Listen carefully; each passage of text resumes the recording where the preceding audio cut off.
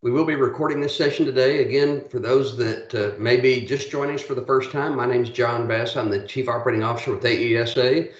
And today we have one of our business partners with us, Microsoft, who will be doing a session on what we're calling a deeper dive into Microsoft Teams. And we're very fortunate today to have Jerry Gillespie, who will be leading this. Renan Friels will be monitoring the chat as we go through this, but Jerry will be doing most of the presenting. If you have a question or have something that needs to be discussed or mentioned to Jerry, please put it in the chat box or raise your hand and we'll make sure that we get that. Probably the chat is the best way to do it. If you will go that route, we will make sure that we get to your questions before we sign off today. So with that, if you want to leave your camera on, you can, but if you want to help with your bandwidth, you may want to turn that off. Please make sure you stay muted. And Jerry, at this time, I'll turn it over to you. I had muted you, so you might need to make sure you're unmuted, and I'll turn it over to you. But thank you, Jerry, for being with us. We appreciate Microsoft's partnership with AESA and our members. Hello, welcome. I see a hand raised. Do we have a question? Yeah, I'm really sorry. This is Grace Butler with Region 3, and I realized this in the last meeting, just towards the end. I don't have access to a chat box. I can't see the chat button for some reason. Okay, we're gonna find out, because I think it's a way how we're setting up these meetings, get to the bottom of that. So I just put a message in for everybody to see if they have the chat feature. If you can you just give me a kind of a thumbs up and that too, if I'm just trying to get an idea of who it's there for and who it's gone. Didn't see the last one, but I do say it now. So you got it now or not? Okay, so I'm going to gather some information. If you have a question, please feel free to use that raise hand button. I will stop throughout the presentation and say, hey, do you have a question? So you don't have to worry about interrupting things or that too. But please feel free. If you, I'm going to have my contact information on here too if you want to process and follow up. But I will send this on, and we're going to figure out, sometimes it has to do with crossing over in orgs and how we're doing, because we've got so many different Microsoft organizations joining here with different org figures and how admin have set it up in the back end. So I'm going to make sure we see about policies and how those could be interfering with that too. So stay tuned, because I'll get more information about that chat feature. But I do want to make sure people have an option or an opportunity to be able to ask questions. And first question I have here is, you should see my screen that says Teams 102, a deeper dive. So I can see some of your faces, so thumbs up or thumbs down if you see a Teams 102 PowerPoint slide. Cool, awesome. So I am talking right now, and so if you've seen my face and it's chattering on here, you should be knowing you're not understanding why. You may not be able to hear what I'm saying, but I'm going to try and show as much I can to look for these three ellipses, and then go to show device settings and check your speakers. If not, we will try and I would say use the chat window, but we're having a little issue with that. But feel free to try and reach out, let us know. But this is one way where you would go as far as trying to do a little troubleshooting before we get started. Okay, my name is Jerry Gillespie. I am a program manager with the Education Engagement Team. I'm actually going to turn off my camera myself to save some bandwidth. And the last webinar we just came from, I kind of explained I have some teenage children and young adults who like to literally use all the bandwidth we have in the house. So I'm going to turn off my video. If you're having a trouble with buffering or video feed during this webinar, in your three ellipses in your settings where you changed maybe your screen background or that, you'll notice that there is also an option that says turn off incoming video. That will also help with some of the bandwidth. You still will be able to see the screen that's being shared, but what that does is it turns off incoming video from people's frames and faces and that, which saves some bandwidth, right? In this session, we just came from Teams 101, and really these webinars are really hands-on in a demo type environment to try and ask questions and get what you need out of them. They are recorded. All of these materials and resources will be sent out to you so that you can have these PowerPoints and these links that are here.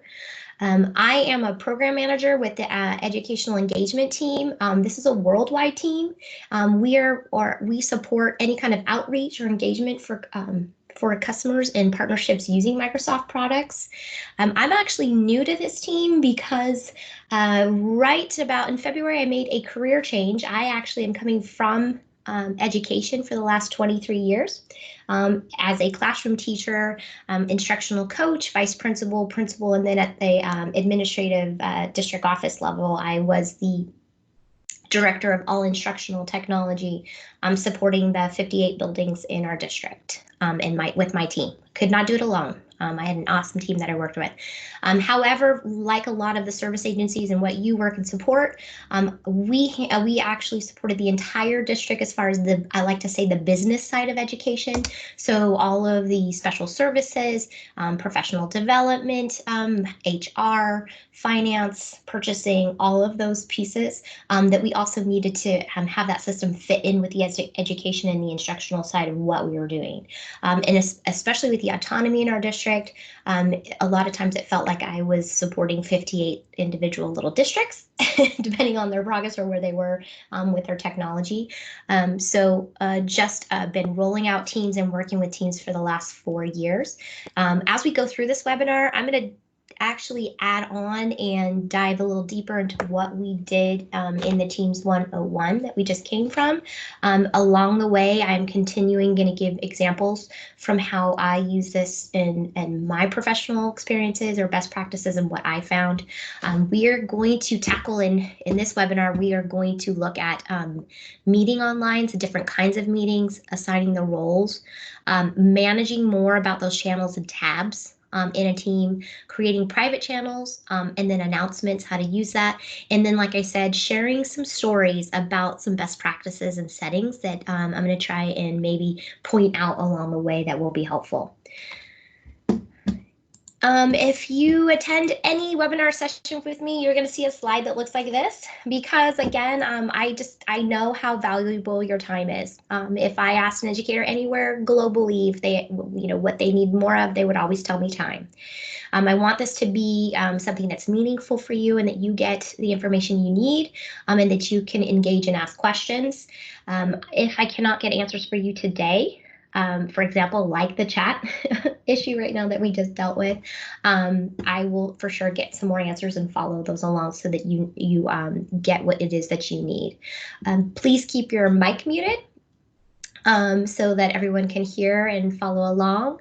It will be recorded so that, again, it will be presented and you can come back and watch it later or share or any kind of other questions or any resource, it is going to be recorded for you to be able to use later. 3, I always say enjoy the journey. This is the best part of this slide is have fun with this. I know that this can be overwhelming. You have these available resource links. This is, if you've been with me the last hour, this will be your second hour, but this is a lot of information to take in. That's why I've put every possible way down here that you can reach out and get a hold of me and ask more questions.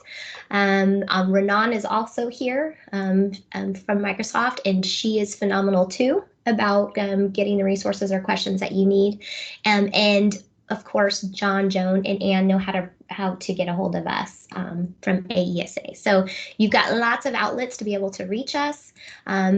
Again, you will have this PowerPoint with these slides and links. There is the Enable Remote Learning Community. This is supported and completely ran by my team in the education engagement team of Microsoft. It is monitored pretty much 24/7 because there are about almost 6,000 educators globally. So we've got some support all over the world. At different time zones there to help maybe get some of your questions answered. So that's another way you can message me there and get a hold of me because I'm also in those team channels in that team.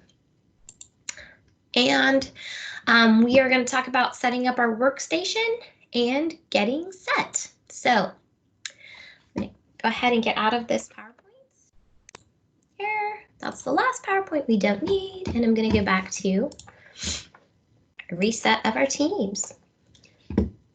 Okay, As I said in the last webinar, I start my day every day. You can see I have this Microsoft Office here in my browser. That is a tab that I've saved, and this is where I come every morning as far as setting up my space.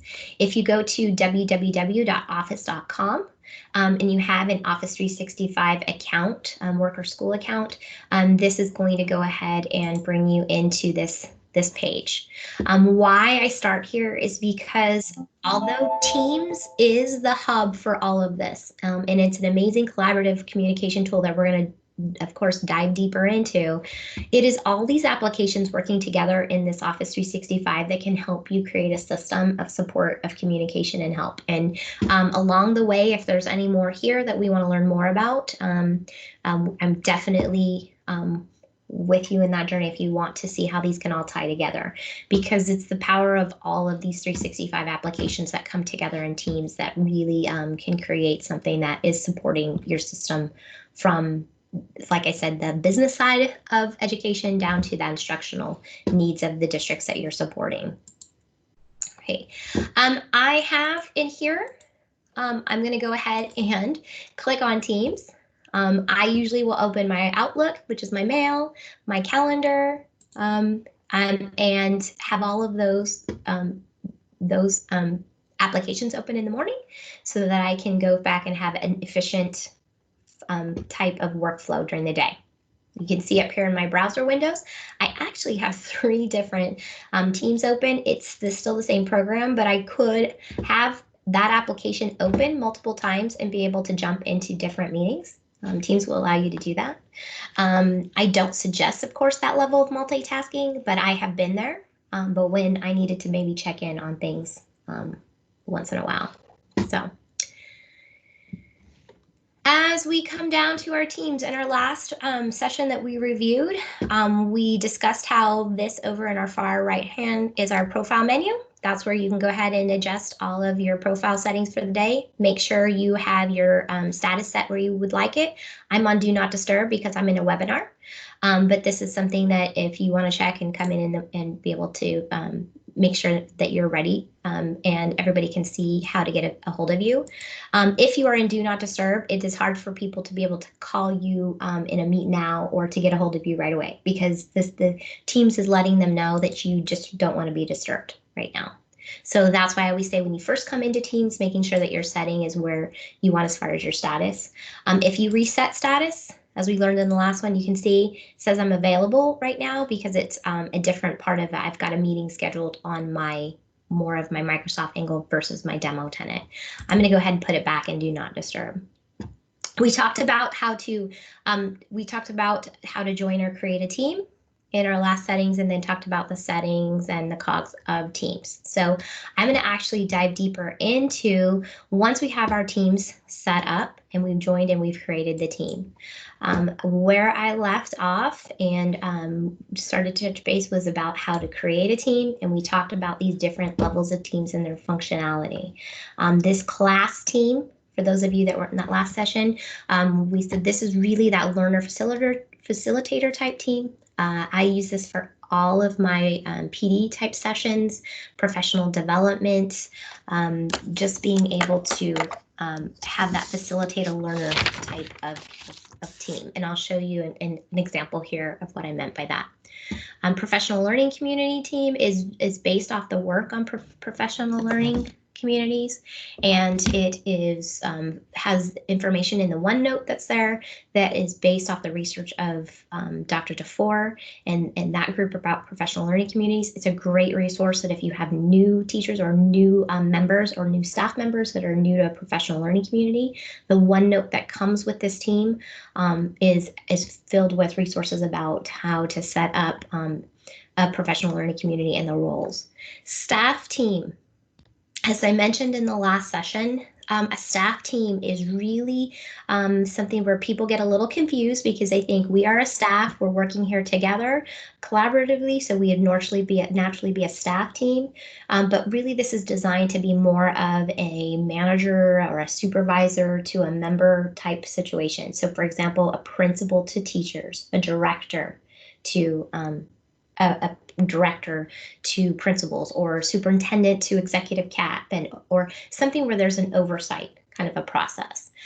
This other team is really the type of team where you're using your committee work, business teams, any type of those teams that are more of those support teams that I would assume a lot of the type of teams you would create in a service center, because this is where our HR, our curriculum, our federal programs, so a lot of those teams were created in the other type teams. Okay. When I go back to my team space, remember this bar on this side is my me space, which means it pertains to me. It is my activity, so I can come and see the feeds of anything that I've missed.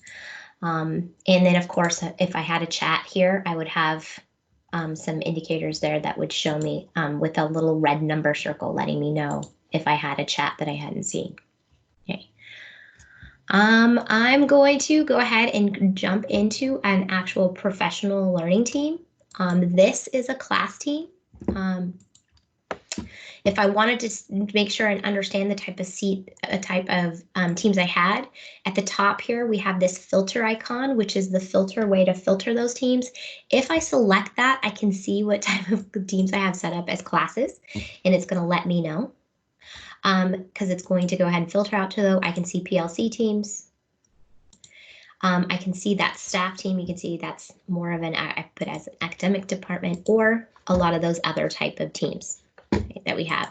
I'm actually going to go into a class team as I dive a little bit deeper into what we talked about as far as meetings and the things that we're going to talk about in this session.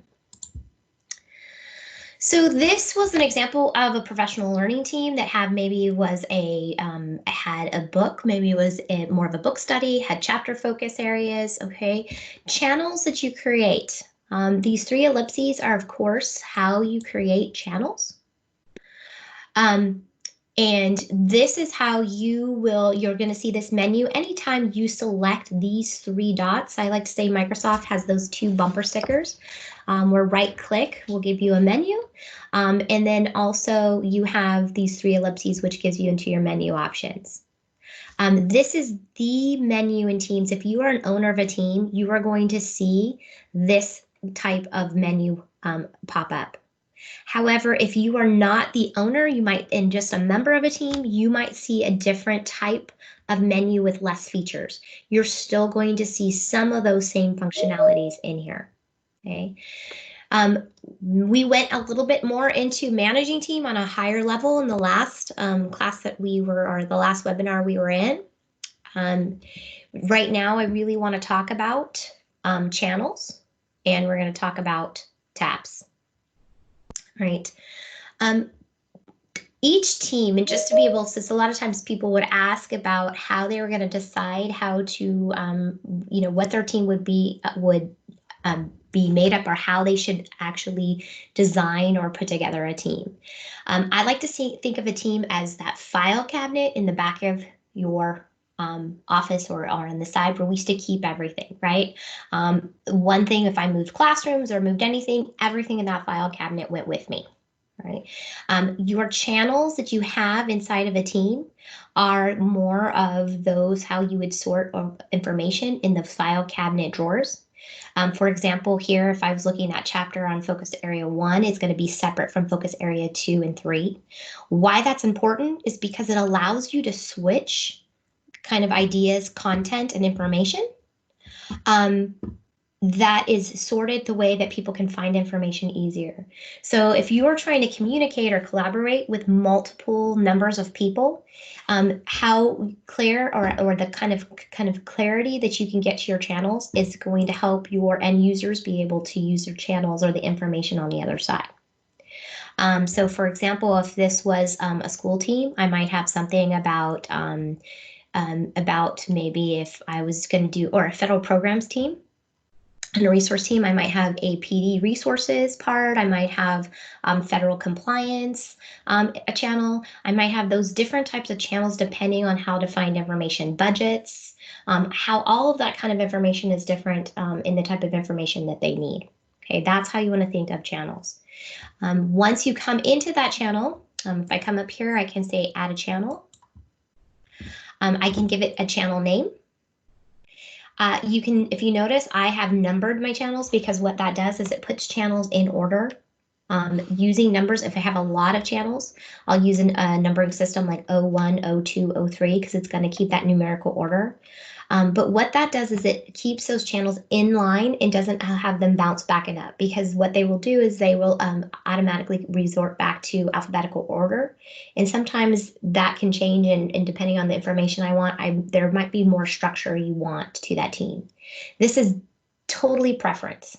Okay, this is just some organizational practice that I've seen has helped people, especially when they're trying to learn teams and come on of how to organize information. Okay, when you, of course, name that channel name here,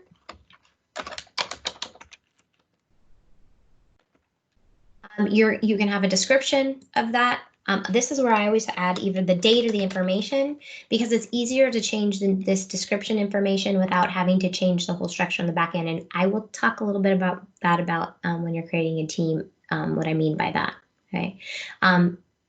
This is that kind of information that will help people know what's in that drawer so that they don't have to go through every single file. So if you can maybe help, if there's people going in here as a resource, you can list, what kind of forms they're going to find. Maybe they're going to find procedures, accounting forms, and that, just letting them know what kind of information are in that channel. This is where you can choose if it's a standard channel or a private channel. Standard channel means that it's going to be accessible by everyone in that team. Whereas a private channel is going to only be the people that are selected to be able to see that channel still from that team. And I know that sounds a little bit confusing, so let me try and explain more on what I mean by that. Because this is a private channel, I might have 25 different members in this team that need to have that information. But I might start adding a private channel for maybe people that are in the East region or the West region. It's a way to break up subgroups of that same larger team, so that you're adding more confidentiality. How we use these a lot, we're especially in our federal programs and special services, and some of our business office procedures, because there might have been maybe difference as far as in our special education, or people that we needed to reach out in those groups, and they had certain forms or resources or things that maybe the SLPs could not see what our occupational therapists saw, those type of things. Or if we are an HR side, I might have had different levels of administrators or executive levels that needed documents that maybe other members of that purchasing group or that needed to have it. So it's a way to distinguish and add confidentiality to the people in that team. Automatically showing this channel in everybody's channel list is when they open it, they will be able to see that. You can have up to 10 channels that will automatically show. If you go beyond that, then you're going to, they still be able to see them, but they'll have to be able to unhide them to be able to see them. Tabs, of course, are across the top of the team. Okay, so we have our channels on the side. Every team comes with a general channel. Every team comes with a general channel. This general channel is what is the foundation for your team and allows that overall structure that is keeping all of your files and organized. Teams actually works off of SharePoint. And that's how it stores all of that information in your drive and your information. So this is the foundational channel that holds the structure. So it's the foundation to your house is what I like to tell people. You cannot change the name of the general channel. You cannot remove the general channel. That's why I really, when I have an analogy, I use it as a cross-reference to a house, because it's there and it has to hold the house up. So it's a good space though to put your overall general announcements for people. And then of course you have your different areas in the channels. You can notice here in our channels, I've added online meetings. That helps so that people know when there's a meeting, they have one place to go. It's kind of like a conference room. Again, preference. This is just completely optional kind of and tips that I've learned along the way, it helps people be able to find a meeting space. Especially when people are new to Teams, you could actually start meetings in each one of these areas with these Meet Now buttons, because I'm going to jump into meetings next. And you can see that would be very confusing if someone saw all these different meetings going on as far as where to get on. So it was easier for us to just say to go to online meetings, and they were able to join a meeting. I'm going to stop there for a second. I see a question in the chat. Can private messages be sent in chat? Yes, this is for private messages in chat. This is messages only between yourself and the people that are part of that message group. You can rename them. As I went, we kind of covered this last one. You can actually make a group in here and hold all of your chats and your files, and it essentially creates a space to keep all of that kind of information. But these are only private to you and the people that were actually added to that chat. That's why it's from that me space. Whereas the team, where I said before, this is that we space. If I had a conversation here and posted a new conversation and added a mention here to someone in this team,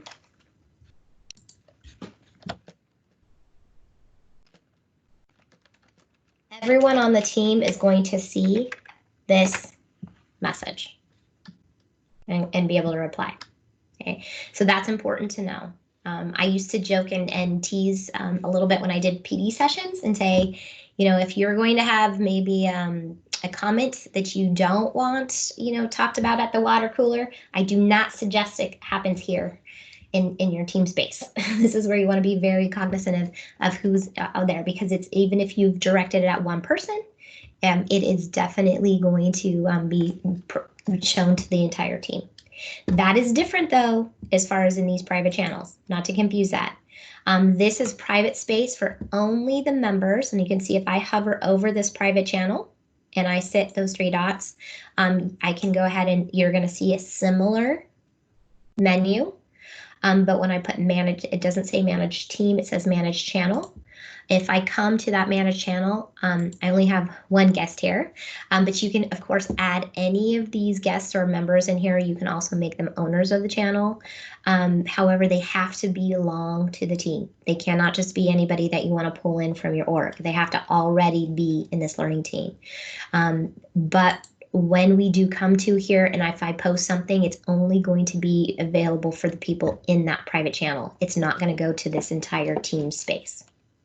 Okay, so I'm going to actually go into online meetings, and there are different ways. I'm going to cover how there's different ways to set up meetings and how you want to maybe utilize those, and then I'm going to talk about some different ways of why I've choose some different meeting options when we set up meetings. You can see here, this is actually called, this meeting right here where it says chapter discussion. This is where we've set up a meeting and we've done it actually in a channel. And on the side, if I come to my me space and I come to my calendar, I can set up a meeting here, going to my calendar. When I come into this space, I can see today. I can move forward and backwards. In the last webinar, I was talking about month view. You know, I think that they are they're working on what these different types of you know, month views will be looking like, but mostly the what you're going to see here is these weeks between the day, which will bring, of course, this day up that you have, and you can move through that, or your work week, which is set by your admin team or how you are entered into the system. Okay, my work week is on paper Monday through Friday, but of course in education, been in education a long time. I've never really had a 5-day work week, so this is more of a work week that we have of Sunday and Saturday of things that we may want to see. So that's how you can change that view over in the corner. You can see I've got some meetings here that are set up, and in any of these spaces, I'm able to go into those meetings and be able to see and be able to join this meeting by just hitting join. Okay. When you're creating a meeting, close that up here. I'm going to create a new meeting here. I have the option to do a meet now, And I can join and actually add in people who I would like to add into this meeting and just set up a spontaneous meeting. Or I can schedule a meeting that will appear on a calendar. Now, this is an option that I'm going to show you about how to schedule a meeting in an actual channel. For example, I can put in here chapter 3 follow-up. Instead of adding the required attendees, I know that I'm going to be doing this, but maybe in our professional development team. I'm going to schedule it for maybe next week, same time. I could have an option that maybe this is something we're going to do every week. So it would be weekly, monthly. I can set up a custom range. I can actually set up a meeting cadence here. But when it comes to add channel, you're going to notice all of my teams will appear in alphabetical order. I can choose a team here depending on where I want to put this in, and it will add it in the channel of that team where I specify. So I'm going to come into the Pine Valley Professional Learning team, and I want to add it to our online meeting section. What that's going to do is it's going to put this meeting on everyone, all those members, on their calendar so that they can join that meeting. Okay. I can type the agenda down here. Right, it's a text editor box, so I can add bold, I can put links in here, right? I've got these functionalities that I can use and be able to send them. Okay. I'm going to go ahead and go to the next week, and you can see this is my meeting that has appeared on their calendar now, that chapter 3 follow-up, but I'm going to go back to the teams and show you what the difference is. Okay, it's now appeared. I come to general, okay, I'm going to come out here to our online meetings. You can see where here's that new meeting I scheduled right here, chapter 3 follow-up. Why it's the difference between now a channel meeting and the other meetings you can schedule, and I'll show you just from adding people and keeping it within your calendar or even from Outlook, is that this is going to keep your documents and all of your conversations here in this channel. So if I wanted to see the discussion about chapter 2 follow-up, I could come here and maybe I would have the recording would show up here, but if I wanted to also see the dialogue and the chat that was happening, it's going to be right here, and the chat's going to live here in this channel. As later on, now I am the organizer of this meeting. I set this up. These 3 ellipsy dots here, I can come into these. I can see the meeting details. I still can get in here to, and I do have all this information, guys, is on this PowerPoint about meeting options and that too, but I wanted you to see the possibility so that you can see those resources here. But all of these kind of step-by-step directions are there. Because I do know it's a lot, but I wanted you to see everything that's entailed and what's here, right? When we come into meeting options here, you're actually going to be taken out, and this is where you have, as the organizer, options to be able to select and have a little bit more control over your meeting. You have to have organized the meeting. It's not just the owner, but you had to have been the one who's actually set up the invite to get to these meeting options. If I tried to get here and didn't set up, I would get a little message that said you were not the organizer of the meeting. Okay, so who can bypass the lobby? This is an option. Now I'm going to show you, this is a little bit of a sneak peek that is coming. And they are really adding in here about adding just a space even of only me so that everyone goes into that lobby experience, which you've all seen, even joining this meeting. Right now, the default is people in my organization, which means that they would jump right into the meeting and not have to go to a lobby space. And when you entered this, you were sitting in the lobby and it said someone's waiting for, someone will let you in the meeting soon. If you had people in my organization, they would actually come right into the meeting and be able to join. There's an option being added where you have everyone go in that lobby experience. And sometimes that's what you want, especially if you're going to be doing maybe a webinar meeting, or if you're going to add in a vendor meeting or people from outside your organization, or if you wanted a meeting to start at one time. It just gives you a little bit more control. If you have calling features, and this is really depending on the system you have, this is where you can control if they can bypass the meeting or not. And then also announcing when callers join or leave the meeting. It just lets people know who came in and who didn't. I use this, to tell you the truth, when I did PD sessions, especially with some of our leads or people that I had in, this created a record for me of when people came in and when people left. It let me know what kind of information was important. You know, these were my own little tricks. Who stuck around to hear more about these details, who left when. It gave me an idea of maybe what people's needs were. Nothing scientific, of course, but it was just one of those formative type of evaluations I could use. And then who can present.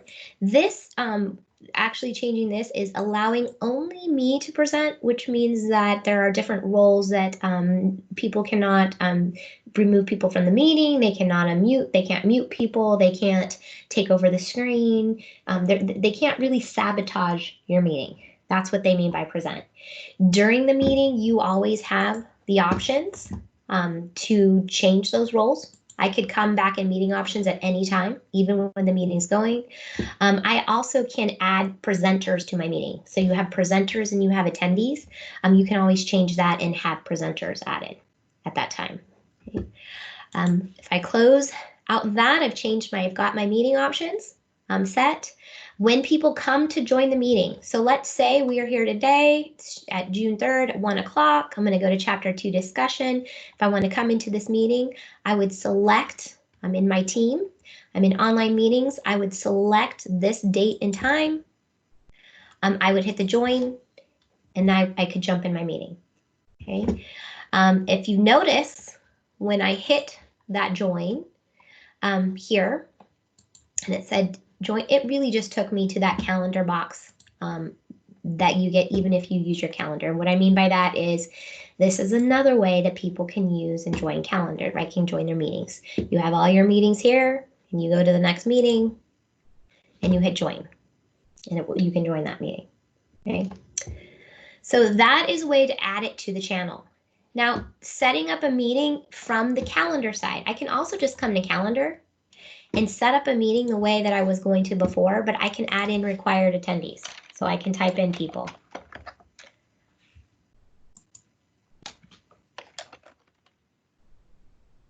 Right? It's going to be specific to those people. And when we meet that, I can add a title.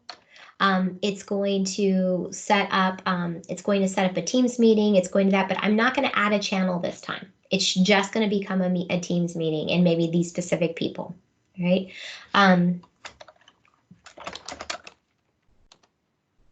I even also have the option like a scheduling assistant that I can go ahead and see what times people are free to see when we're all available. I can add optional attendees. These options are here in Teams, whether I do it for whether I add a channel or not. These same options are always there. Just so you know, same as in Outlook, you can use those type of tools. I can set a meeting cadence. You know, I've got some suggested times here I can use. I'm not going to add a channel because I'm just going to set up a meeting that will hand on the calendar. And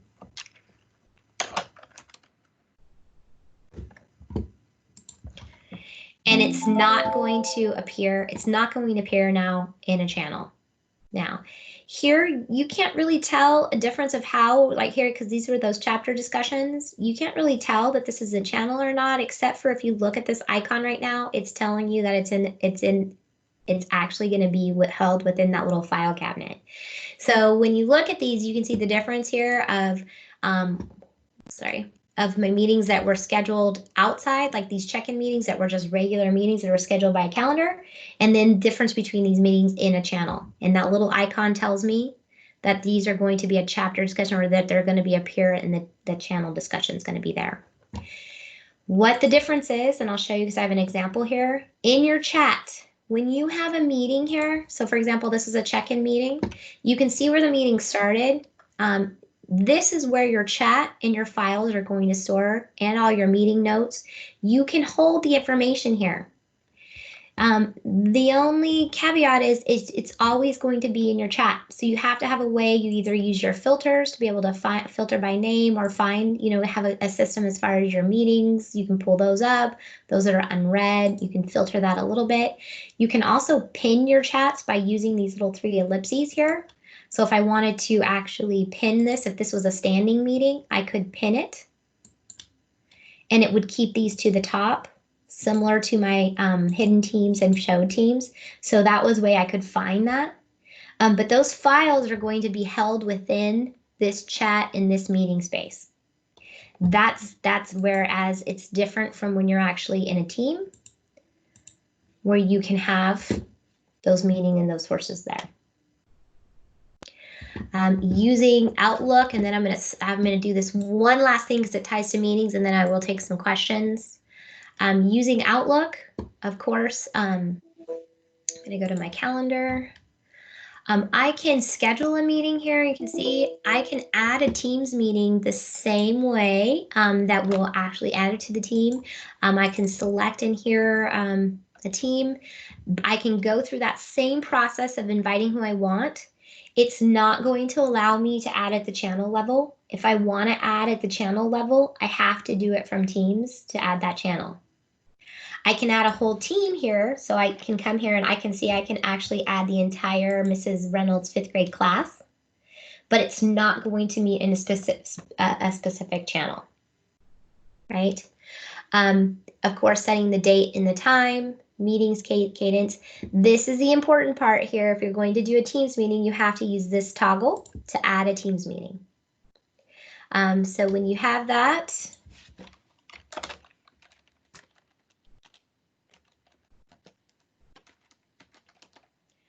these really nice icons will pop up. They're just an automatic that kind of recognize the words that you typed in. So it looks like an academic, of course, graduation hat. You can tell it's educational. I've added a Teams meeting. I, of course, can add some agenda items. Okay, now here is something that people have come up. So I want to bring this up because this question has actually come up a couple times in the last week. You can actually attach, you can't attach documents here. You cannot in Teams on the calendar and those menu invites. However, you can add a link. I always suggest adding, when you can, links to documents because then you can continue to update and change and you don't have stale information. Because remember, when you add an attachment, it always becomes a copy, and a copy. The more you can, as your system, get people to start using more links to information and documents, the more accurate and time efficiency you're going to add to your system. Because those documents can be continuous to be in real time and edited, and people will be able to see all those changes, and it allows for less confusion. But again, that's preference. That's just something that I found in practice. Then when I hit this send, I can go ahead and send that out, and it's created an event for me. If you've ever created an event and you have forgotten to add a Teams meeting, okay, let's see here. Let's see. I'm just gonna add one. If you've ever gotten in here and forgot to add a Teams meeting, and I'm gonna add one really quickly here, you can go back and you can add this. So I'm just gonna add a meeting, have it appear on my calendar. This test meeting, you can see I've come in and I realize, hey, there's no join link or anything there. I can check again by setting this up. I do not see anything that's got a link to send or me to send to a team. I can edit this. I can switch that Teams meeting and hit save. And once I hit save, it's going to actually add a link to that meeting. Once it does that, this becomes a live link that I can copy and paste anywhere for people to join that meeting, depending on how I have my meeting options set on the back. So if you're set up to have outside people in your org, you could share that. Like I used to use this a lot, maybe with parents, with vendors, outside people that I needed to talk to, consultants, anything, because it would allow us to start up a meeting quickly. So they would just hit that link. And then you can actually post that. I'm going to stop a second because I've talked a lot and see if there's any questions.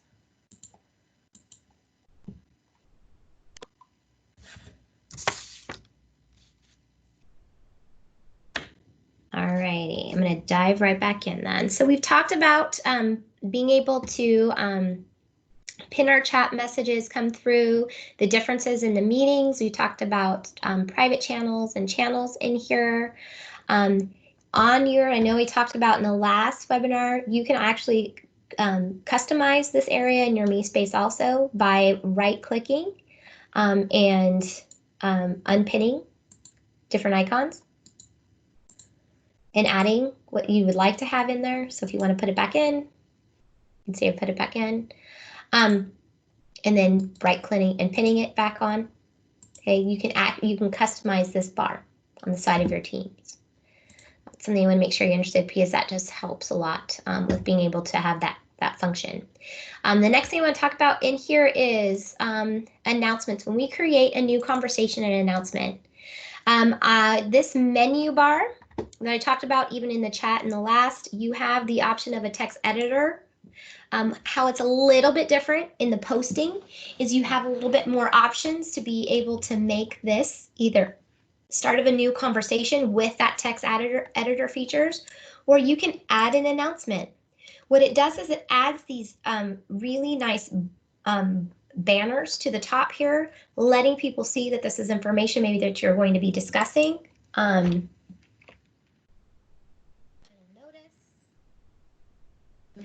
You can then add in, please see below, have your information in here. On the top, again, you have the chance to be able to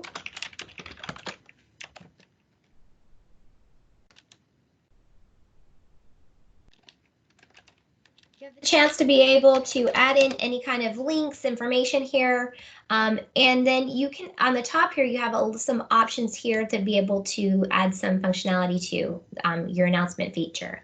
Everyone can reply means that anyone can add on to this link as far as be able to reply here and add their feedback or questions. When I post things, especially in my PD, there's sometimes I don't want people to reply to this message. I want them to start their own new posting. So for example, if we're going to be doing a discussion on ideas or bringing up something where I'm going to have a posting or a discussion blog, I want them to start their own post so people can reply to them. So that's where you can change that setting, whether if you want them to reply to this announcement or you want the moderators, only you and the person who are moderating can set that up. Right? You can post to multiple channels. So I can select any channel in my team. So if I have different teams, so if I am one service center and I have multiple districts, a team, and I want the same message to go to all the different teams, I can select all the different teams or channels where I want this same message to go. The caveat to remember there is that if I change the message here, it's going to change it all the way across. It is not creating separate messages. It is the same message that's carried all the way across in those channels. Here, I can add color to maybe color code. We got into where we color coded the chapters depending on what we were dealing with, budgets, purchasing. We had a color coding system. It helped people identify what type of message it was.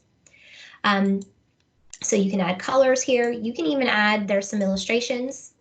Later on, I can even talk about and show some resources about how to create your own banners if you want to, right? Again, you can add some of those kind of banners there. When you send this message, you have the option of, with the 3 dots here, making it as important, inserting a table. When you have importance, it's going to alert everyone in that team at that time. I'm going to talk about the @ message. You're going to want to @ message. If you write @team, no space, @team, it's going to allow you to select that team, and all the members of that team will receive that message and get that alert, especially since I put the important note to it.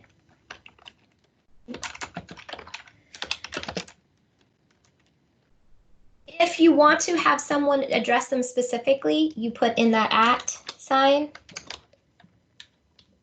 And that will specify that person and alert them. It's really important if you're working with other people to teach them that feature, because if they put in the space, a lot of times we'll say, I @ somebody, it's not going to work. You want to make sure that they understand that they should see that name populate so that they can select it.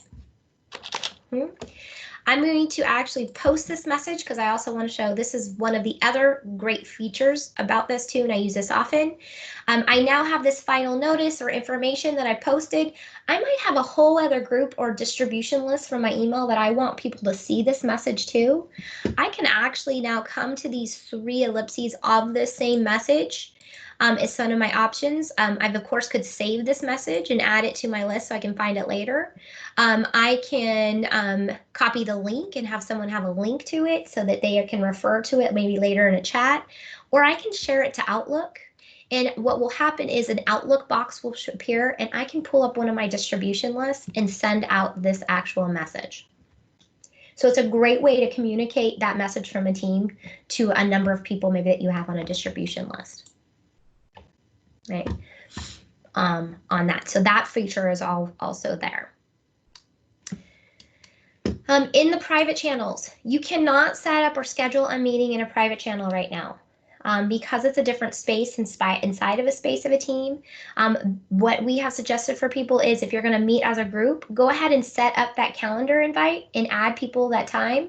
However, they know to all come to maybe the group 1 discussion and then hit meet now.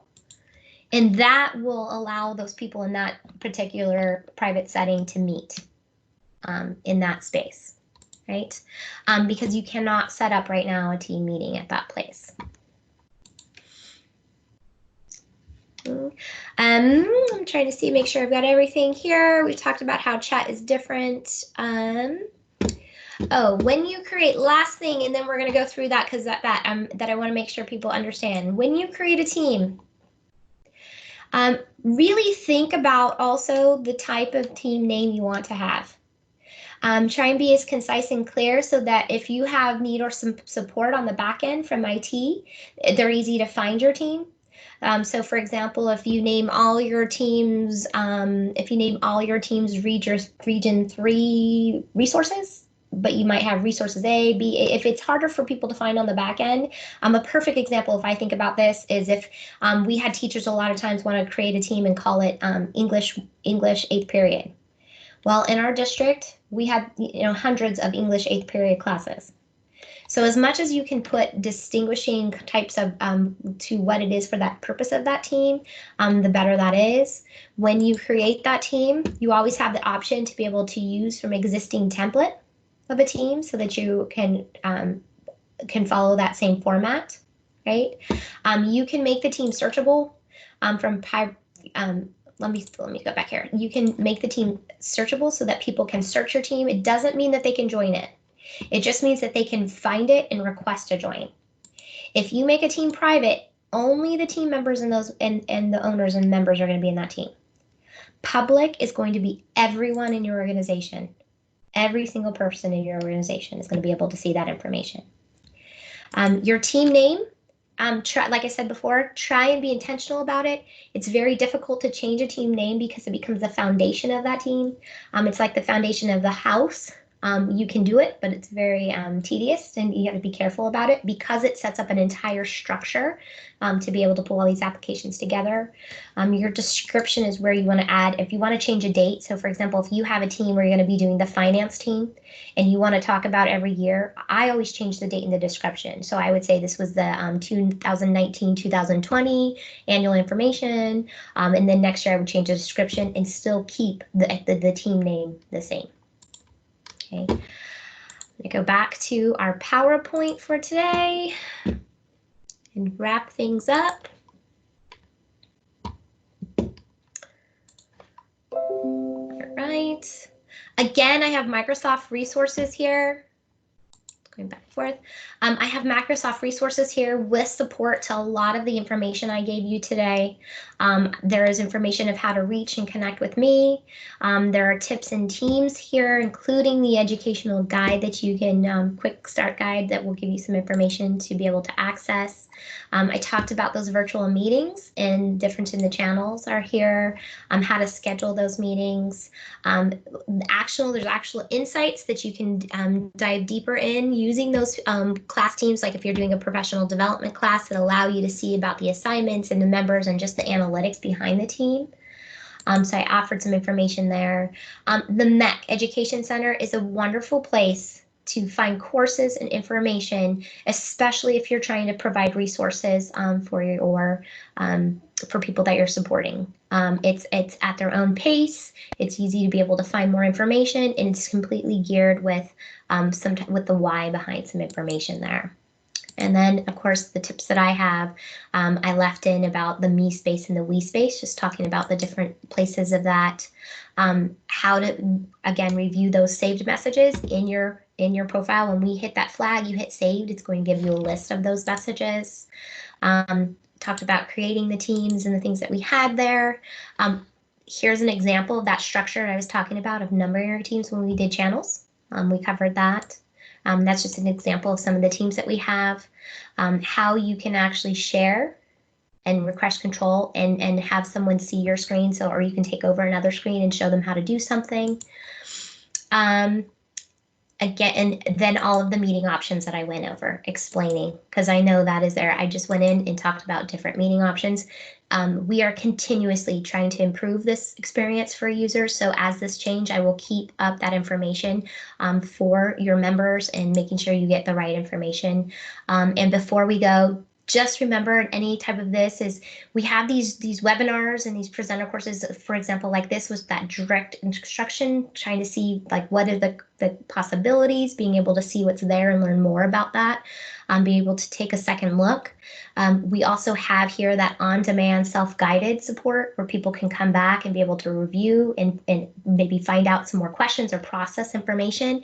And the third most importantly to this is that follow-up and point of need. So if you need office hours or extra follow-up support, please do not hesitate to reach out to us. We've already had some service centers already across the country check in with us and ask some questions and ask for further support. And I've just put some things in here about insights. There's a survey coming out. I know I'm wrapping up here. Last thing is, where do you want to go next? We can, of course, dive into more teams. We can talk about PD, but there is a survey that's going to come out to everyone. And just really checking those boxes will help us figure out where it is that you'd like to go next. All right, I'm gonna.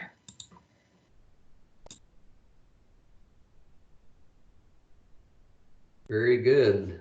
Are there any thoughts or questions that anyone might have as we close? I don't see any in the chat box. If not, thank you everyone for attending. We appreciate it. Thank you again to Microsoft. Jerry, thank you for all you've done. We appreciate it. Have a good rest of the week. I'm on mute. There we go. Have a great rest of the week, guys. This is all here. No hidden costs. We're here to help. So just reach out and let us know. We are here in partnership with AESA. So just let us know if you need anything else. Absolutely. Y'all are great partners. Thanks again, Jerry. And thanks, everyone.